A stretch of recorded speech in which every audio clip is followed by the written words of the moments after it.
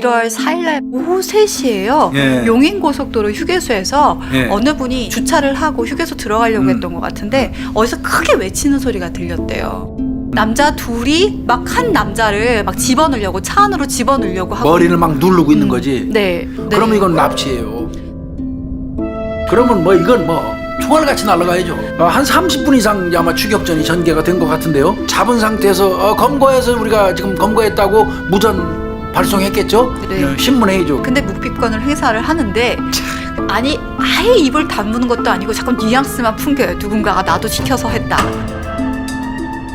납치하라고 시킨 여성이 이 씨라는 40세 여성인데 오케스트라 현직 예술감독 교수인가 봐요.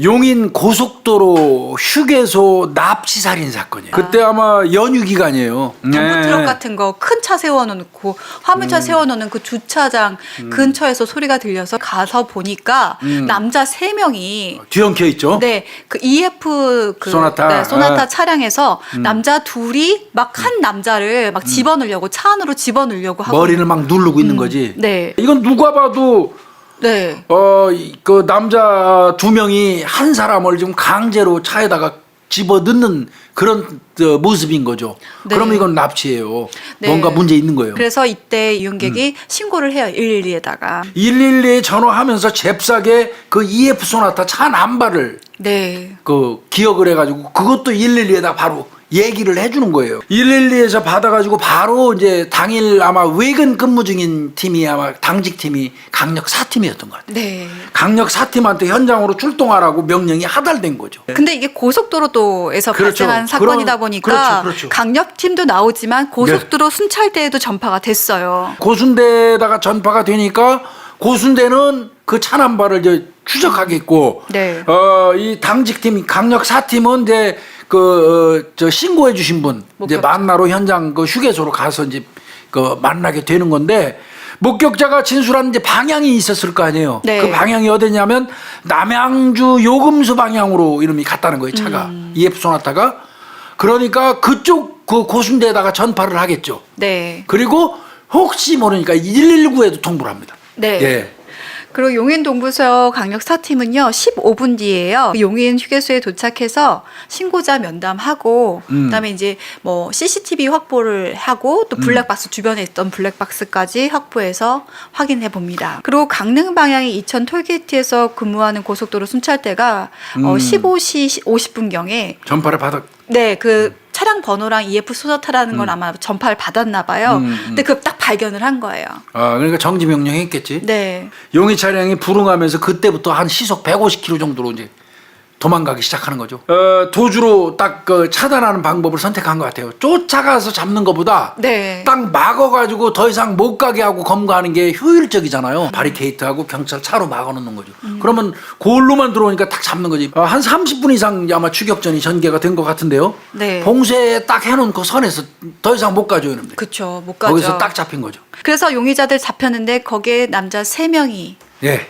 이 씨, 정 씨, 유 씨였습니다. 다 세 놈 다 25살이에요. 네. 이가, 정가, 유가 네. 세 놈이었는데 이 새끼들 보니까 옷에 피해자 그 피로 보이는 게 범벅이 돼 있는 상태. 좁은 차 안에서 아마 납치할 때 그때까지만 해도 안 다쳤던 것 같아요. 근데 강제로 밀어놓고 안에서 나가려고 문 열고 반항하니까 이놈이 그 안에서 아마 흉기로 그 피해자를 공격했던 것 같습니다. 그래서 그 피해자는 그 뒷좌석에 있었는데요. 한 예. 30-40대로 보이는 남성이었는데 예. 쓰러져 있고 또 시트 바닥, 창문까지 혈흔이 가득했다고 해요. 119가 이제 도착을 한 거예요. 그래서 확인해 보니까 이미 사망 상태예요. 네. 피해자는. 그 이유는 뭐였냐면 그 왼쪽 허벅지를 칼로 여러 군데 찔렀던 것 같습니다.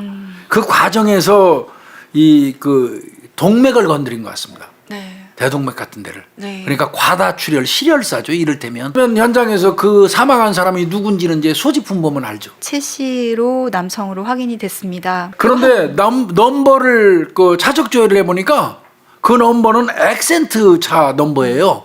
그러니까 결국 요놈들이 범행하려고 액센트 차에 붙어 있는 그 차 넘버판을 뜯어가지고 EF 소나타에 붙였던 겁니다. 거기 보니까 뭐 케이블 타이 나왔네요. 네. 그 다음에 야, 이 새끼들 1m 가량 정도 되는 그 검 있잖아요. 검. 네. 1m 정도면 이 정도 되는 검. 진검입니다. 진검. 차량 바닥에 그 흉기로 보이는 길이 30cm하고 폭이 5cm인 칼이 발견이 됐습니다. 단도네요. 이건 뭐 증거물 같은 거 아니니까 명백하게 다 있는 겁니다. 이제 세 놈 각각 다 분리해서 신문합니다. 예. 그래서 분리 신문을 하면서 범행 동기에 대해서 수사를 하는데요. 예.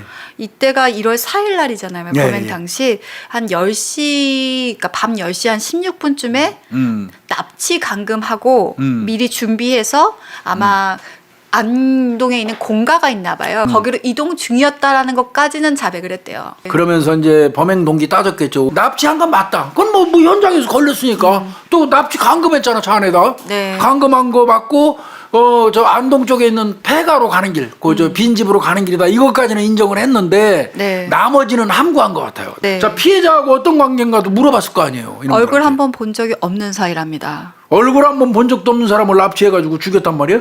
그렇다면 둘 이제 중에 하나네.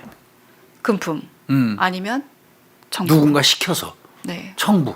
요 놈들도 이제 그 죄수의 딜레마 있잖아요. 그쵸. 거기 슬슬 나오는 거죠. 세 놈이다 보니까 거기서 유가 정가 요 두 놈은 우리는 단순 가담자다. 요거 계획하고 전부 그 계획을 수립하고 주도적으로 한 사람은 이가다. 네. 이렇게 이제 얘기한 거지. 그럼 주범의 이 씨는 어떻게 하냐? 이가 이제 또 그럼 추궁했겠죠. 누군가가 나도 시켜서 했다. 누군가가 나도 시켜서 했다라는 직접적인 말은 하지 않는데 뉘앙스 섞인 그 반응들을 계속 보여주는 거죠. 그다음에 이 주범 이 씨 어떤 사람이냐 조사해 보니까 아까 검 있었죠 교수님. 예, 진검이 있었어요. 네, 대한검도 3단, 해동검도 4단, 일본검도 3단, 검도가 합 10단의 유단자였습니다. 이거 칼을 잘 다루는 놈이네 이게. 네, 사주 받은 거는 맞다라는 인정을 한대요. 아, 청부 받은 거 맞다. 네. 근데 누구한테 청부받았는지는 얘기할 수 없다. 절대 말할 수 없다라고 하면서 청부는 인정하지만 누군지는 얘기하지 않은 거죠. 그러려면 경찰은 이제 보강 증거 찾아야 되죠. 차량 내 수색을 했는데 네. 차량 내에서 휴대전화가 나왔어요. 아. 그다음에 이놈들이 갖고 있는 휴대전화 전부 압수. 그 대포폰 형태 같아요. 네. 근데 그 번호로 그러면 이놈들이 범행을 한다면 지네 휴대폰으로 안 쓰고 그 대포폰으로 통화를 했을 거 아니에요. 누군가. 그쵸. 네. 그러면 거기에서 나오는 발신 역발신이 무지하게 중요해요. 네. 그렇죠? 그래서 그 번호를 하나 봤더니 어느 한 전화번호하고 꾸준히 통화한 게 나와. 네. 그러면 그 대포폰하고 꾸준히 통화한 그 사람, 그 사람이 사주했을 가능성이 높죠. 그러니까 이제 결국은 맞다. 그 아까 그 대포폰 그걸로 내가 그 사주한 사람, 그 사람하고 연락한 거 맞다. 근데 내가 끝까지 내가 버틴 이유는요. 내가 그 사람하고 약속을 했어요. 청부 받을 때 절대로 저 비밀 엄수하겠다고 내가 했기 때문에 별 거지 깡쟁이 같은 의리죠. 자기한테 이 최 씨를 납치하라고 시킨 여성이 이 씨라는 40세 여성인데 그 여성은 오케스트라 현직 예술 감독이고, 와. 그 다음에 학생 가르치는 강사, 교수인가 봐요. 네. 강사고, 그 여성하고는 2013년 10월경에 처음 청부 의뢰할 때 통화하고 그 이후로는 그럼 어떤 식으로 통화했냐면 위챗을 통해서 했대요. 그쪽에서 사주했던 그 여성이 이거 대화 내용 다 삭제하면 복구가 불가능하니까 우리 이걸로 하자라고 먼저 사주한 쪽에서 알려줬다고 해요. 그리고 나서 만났던 거는 2013년 12월 8일입니다. 아, 만난 게? 네, 강남구에 있는 역삼동 카페에서 만나서 그때 사주이 씨하고 범인이 씨가? 범인 씨가 서로가 만나서 이 피해자 최 씨에 대한 신상 정보, 이력, 관심 분야, 사진 같은 거 다 정보를 제공했대요.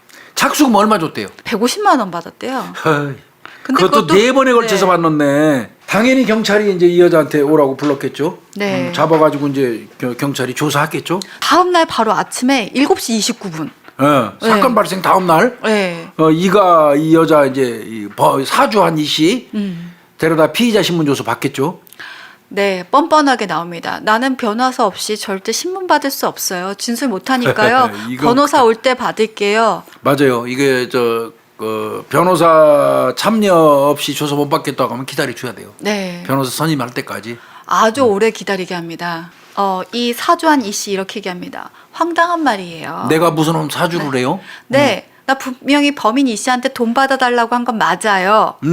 돈 받아달라고 했지. 내가 그 사람 내가 죽이라고 그랬냐, 납치하라고 그랬냐, 그 소리네. 네. 착수금 준 것도 맞아요. 150만 원, 그건 나오니까. 그렇죠. 네. 근데 난 분명히 이 과정에서 폭력은 절대 안 된다고 했어요. 그런데 범행하는 도중에 일이 잘못돼갖고 사고 난 거다, 이 사람 죽은 거는. 네. 그러니까 이 새끼가 동조하는 거예요. 사주한 이 씨를 이제 범인 이 씨가 이제 도와주는 거예요. 이 범인 이 씨. 네. 범인 이가 이놈이 1월 4일 날 당일날 신림동에 있는 한 카페를 이제 납치할 장소로 선정을 한 거예요, 이놈이. 그래서 2013년 12월 28일 날 처음으로 전화 통화를 하고 네, 그리고 1월 4일 날 전체를 그 대여를 빌려서 해서 그쪽으로 오도록 유인한 거네. 네. 근데 이제 그때 2013년 12월 28일 날 이제 최 씨한테 연락을 해가지고 뭐라고 얘기했냐면 제가 선생님을 알게 된 이유를 설명했겠지. 네. 내가 잘 아는 무슨 피처스 그 영화사 뭐 그 아는 분이 있는데 그분이 선생님을 소개하더라고요. 우리 최 교수님을.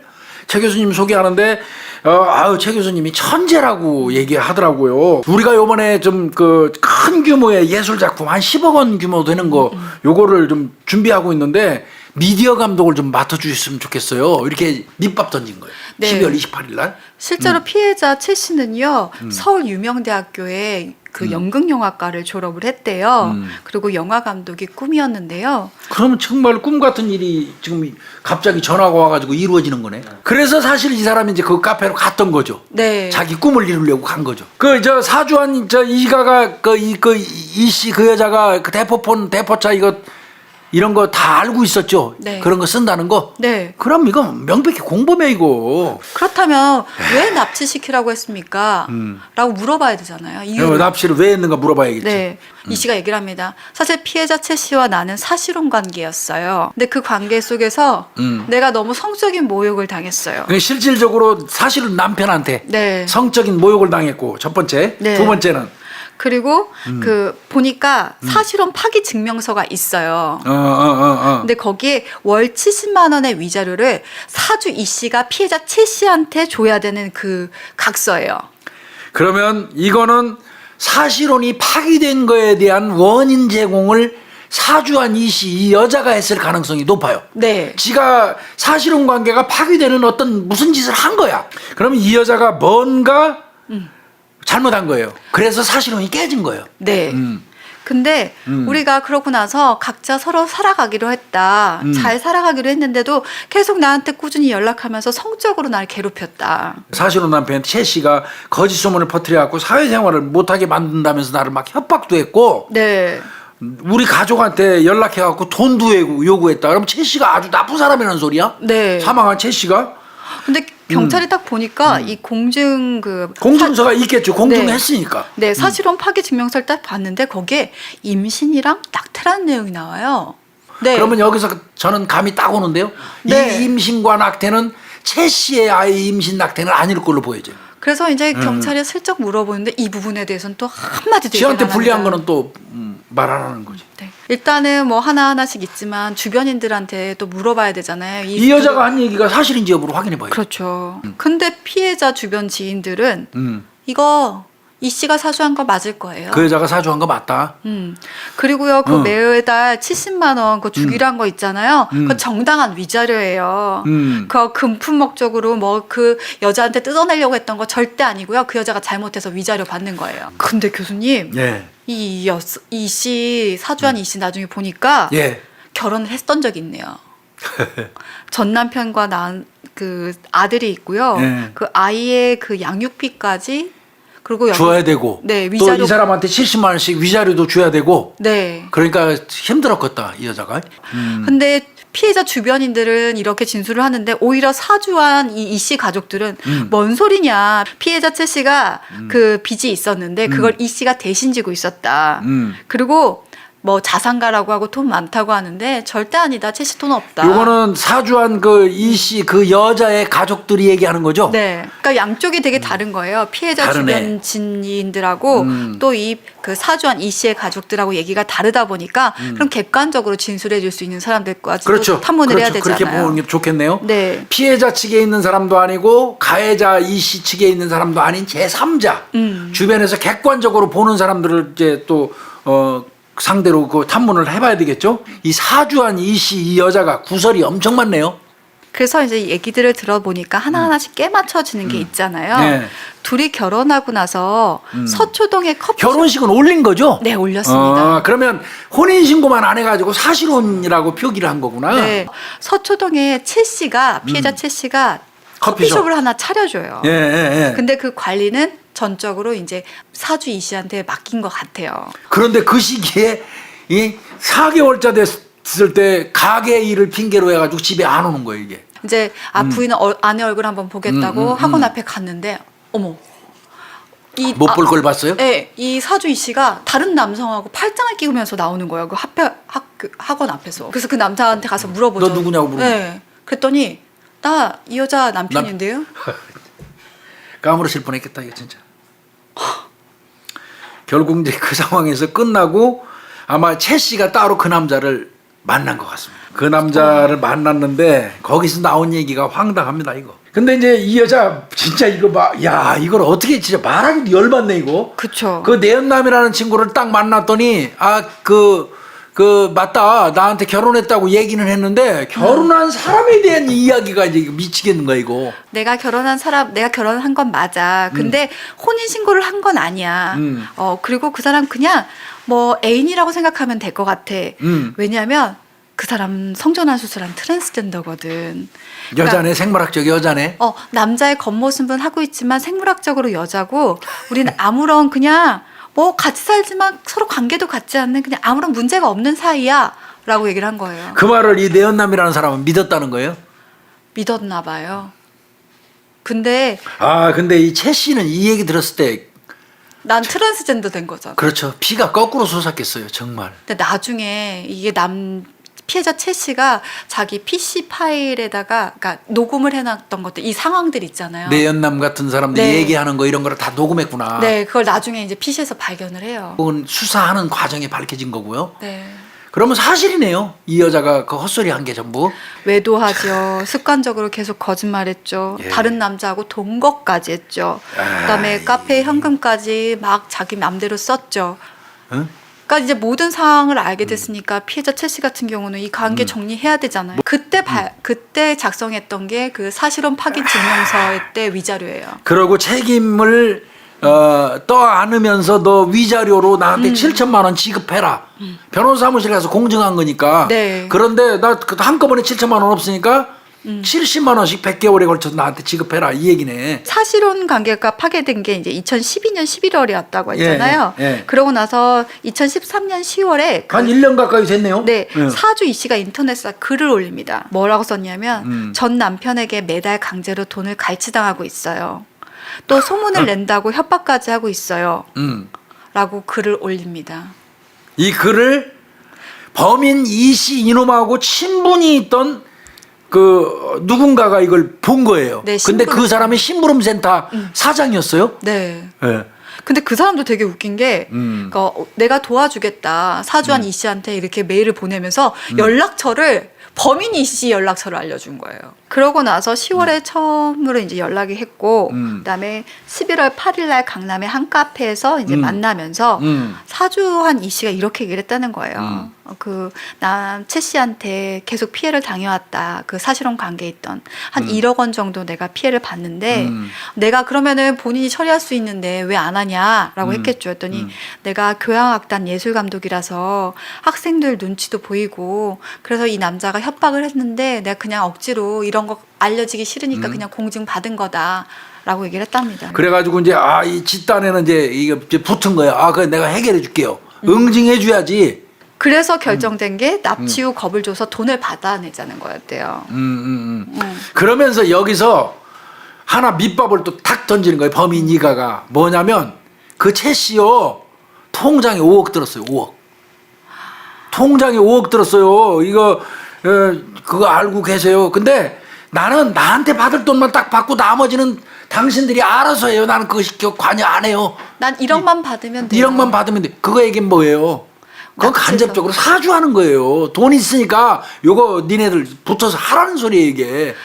40대 남성을 내가 그렇죠. 혼자 납치할 수 있어? 아니 못 하겠는데. 그래서 그 지인이었던 심부름센터 사장한테 이제 얘기를 했겠죠. 네. 야, 얘기 내가 혼자 못 할 것 같은데라고 하니까 그때 그 심부름센터 사장이 유 씨하고 정 씨를 이제 떠올리게 되면서 붙여준 거죠 한마디로. 그리고 범인 이 씨가 사주 이 씨한테 얘기를 했대요. 최악의 경우 이거 최악의 경우. 살인까지 할 수 있다. 근데 그때마다 사주 이 씨가 대답하지 않고 가만히 듣기만 했대요. 그러면 이건 명백히 이건 저 살인의 교사고 공범이에요. 그러면 이것까지 드러났으면 이 여자는 빠져나갈 길은 없네요. 이제 그래서 바로 이제 계획 그 범행에 들어간 거네요. 네. 관악구 신림동 카페를 3시간 통째로 빌려갖고 당일날. 네. 어, 그래서 공범들한테는 이제 주범 이 씨가 이렇게 얘기를 했다는 거야. 이제 야 납치해서 우리가 카페에서 납치를 하는 거야. 그러고 나서 안동의 공가로 끌고 가. 거기서 카드 비번 알아내고 돈 받아내면 돼. 근데 뭐 최악의 경우 최 씨를 죽일 수도 있는데 거기 우리 그 공가 가는 데 있잖아. 아궁이가 있어. 만약에 죽이면 네. 거기서 소각하면 아무도 몰라. 그럼 결국은 이건 뭐 살인까지 염두에 둔 이야기잖아요. 네. 그죠? 공범들한테 그렇게 얘기하고 이제 드디어 실행에 옮겼네. 그게 2014년 1월 3일 2시 반에 피해자가 카페에 도착했어. 네. 신림동 카페에 최 씨가. 그때 이제 거기에서 그 카페에서 3시간 통으로 빌렸지만 거기서 막 끌고 나오면서 강제로 하면 소리 지르고 그러면 주변 사람들 볼 테니까 여러분들이 또 다른 머리 잔머리 굴렸죠. 소란 일어나면 안 되니까 이제 하나의 어떤 잔머리를 굴리는 건데 네. 그 잔머리가 뭐였냐면 아유 지금 저 대표님이 같이 참석하기로 했는데 이 자리에 다른 일이 있는 관계로 못 오셨어요. 그런데 그분이 꼭 그 우리 최 선생님 뵙고 싶다고 그러네요. 우리 책임자 되시는 분이 이사님이 그 저희랑 차 타고 글로 가서 얘기하시죠. 근데 갑자기 운전석에 누가 앉고 양옆으로 자기가 가운데 탔는데 양옆으로 남자가 싹 붙어. 두 사람이 딱 들어온 거예요. 그러면 납치지 뭐 그거. 이거 뭐야 할 때 30cm짜리 칼 그 범행에 사용했던 거. 네. 그거 딱 꺼내서 위협한 거예요. 그리고 손 내밀어 케이블 타이로 결박한 거. 안동 폐가로 이제 이동하는 중이었던 거예요. 건데 거기 화장실 아까 교수님 말씀하신 대로 화장실을 가야 소변을 넣어야 되니까 교대로 한 명씩 가다라고 하는 상황에서 이제 피해자가 탈출을 시도를 한 거죠. 네, 근데 이놈들이 아까 얘기한 것처럼 다시 막 머리에 잡아갖고 밀어넣고 반항하고 그러니까 가는 과정에 이제 겁준다고 반항한다고 그 30cm 칼로 허벅지를 팍 찔른 거예요 그냥. 그래서 정맥이 절단됐다고 그러네요. 정맥이 절단됐. 빨리 응급조치 했어야 되는 거예요. 그런데 이놈들이 안 하는 바람에 과다출혈로 사망에 이르게 된 겁니다. 그러면 이 최 씨 이 피해자는 도대체 어떤 분인가? 부잣집 그 문경의 부잣집에서 태어난 막내 아들로 태어났던 분이고요. 네. 그 1994년도에 아까 명문대 영문학과 나왔다고 했잖아요. 멀티미디어 예술가로 아주 이거 전도유망한 분이었어요. 천재적이라는 얘기 많이 들었답니다. 그때. 네, 공연 예술계에서는 이미 뭐 천재라고 인정을 받은 분이었다라고 합니다. 최 씨가 이제 이가라는 이 여자, 이 악독한 그 이가 이 여자를 만나게 된 그거를 좀 설명을 드려야 할 것 같아요. 이런 이제 이거야말로 악연이에요, 정말. 네. 거지 같은 악연인데 정말. 범인 이가한테 네, 이 사주한 이가한테 가야 되는 택배가 최 씨. 이것도 나는 공작한 것 같은 느낌이 들긴 하는데 최 씨한테 배달이 된 거예요. 맞아요. 그러니까 이 최 씨가 이거 잘못 배달됐네. 그래서 그 여자 옆집에 사는 여자한테 갖다 주러 간 거예요 이게. 하여튼 일단 일견 보기에는 여자가 멀쩡했던 것 같아요. 그 보기에 여성스럽고 단아하고 참한 외모였다고 해요. 학력도 잘 얘기했더라고요. 명문대만 얘기했어요. 이화여고 나왔고 그리고 본인이 저 미국에 있는 미시간 주립대에서 석사 받았고 보스턴 대학교 박사를 마치고 돌아와서 지금 이화여대하고 한국 한예종이라고 그러죠. 네. 한국 그 예술 그 종합대학에서 출강하고 있다고. 그러면 내가 볼 때 최 씨 입장에서는요. 공교롭게도 이웃집에 있는 이 여성이 나하고 비슷한 계통에서 유학파이기도 하고. 네. 그리고 집안도 비슷한 것 같기도 비슷하고. 하고. 근데 아까 교수님이 말씀하신 대로 이 피해자 최 씨가 되게 좋은 집안에 막대한 유산을 받을 수 있는, 상속받을 수 있는 사람이라는 걸 이미 다 알고 있었대요. 그래서 아마 내가 생각할 때는 택배도 호수를 일부러 잘못 기재해가지고 가져오도록 2년 틀려고 한 것 같아요. 이 여자 무서운 여자예요. 이거 최 씨 그 어머니가 이제 건강이 악화돼갖고 가족들 전체가 이제 병원에 간 적이 있대요. 그 사이에 이제 이 여자만 대기실에 앉아 있었던 거예요. 그런데 의사 만나고 이제 가족들이 우 몰려갔다가 다 나오니까 막 사주한 이가가 진찰실 대기실인 데서 막 대성통곡하고 슬피 울고 있는 거예요. 왜요? 그 왜 그러냐고 이제 물어봤어요. 그랬더니 어머니는 내가 간호하고 싶었는데 나만 가족이 아니라서 그 들어갈 수 없는 이런 게 너무 서글펐다. 뭐 이러면서 대성통곡을 해갖고 가족들이 그때 전부 감동했대요. 이런 모든 가정들이 다 있는데 정말 절정을 이루는 게 있어요. 뭐죠? 그 피해자 최 씨가 이 사주 이 씨랑 결혼을 결심하게 된 그 배경이 있다고 해요. 예, 그게 뭐예요? 그게 뭐였냐면 그 사주 이 씨 아버지가 최 씨한테 메일을 보냈대요. 미국에 있다나 외교관 출신 네. 아버지? 아버지가 메일을 보내서 뭐라고 보냈어요? 메일을? 아유, 내 못난 내 딸과 친한 친구로 사귀어줘서 너무 고맙다. 잘 부탁합니다. 라고 하면서 네. 50여 통의 이메일을 꾸준히 보냈대요. 근데 이 최 씨가 이 아버지의 인격이 너무나 훌륭한 거예요. 그 메일에 담겨 있는 내용이나 이런 게. 아, 이렇게 가정교육을 받은 여성이라면 결혼해도 되겠다. 너무 인품이 좋으시다. 라고 해서 결혼을 결심한 거래요. 그런데 이거 나중에 밝혀지죠? 네.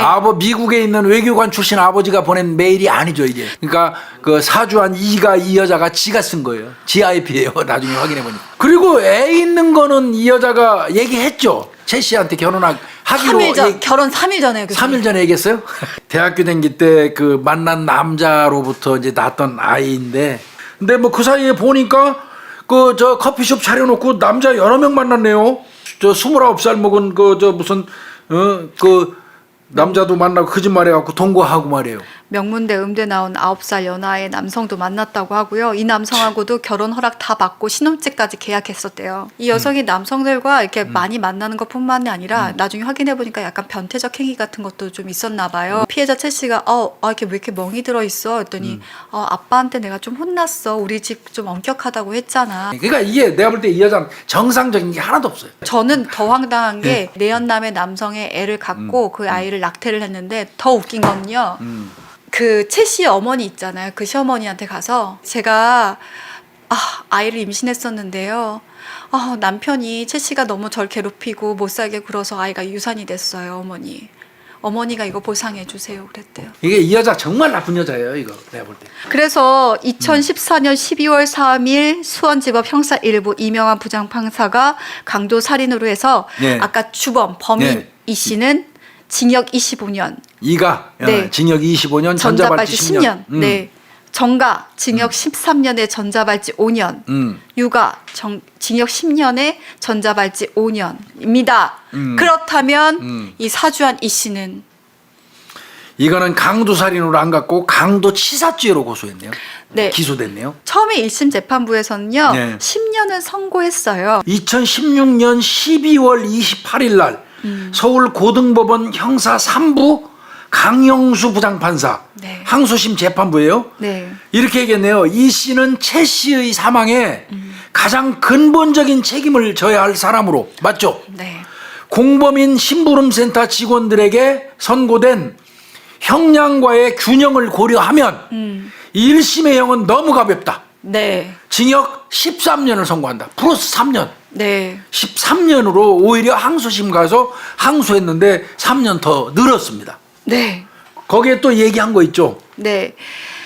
이 씨가 심부름센터 직원에게 아마 피해자 최 씨를 실명시켜 줄 수 있냐고 물었답니다. 네. 이에 심부름센터 직원은 그 사주한 이 씨한테 그 정도로 다치게 하면 죽는 상황이 발생할 수도 있다라고 답하는 등 분명히 사주한 이 씨는 최 씨의 사망을 예견할 수 없었다고 보기 어렵다. 그러면 이건 죽을 수 있다는 걸 예측을 한 거죠. 네. 그러니까 플러스 3년이 된 거예요. 13년. 네. 진짜 돌아가신 분이 하늘에서는 명복을 빌고요. 네, 편안하셨으면 좋겠습니다. 그러면 한이라도 좀 풀렸으면 좋겠어요.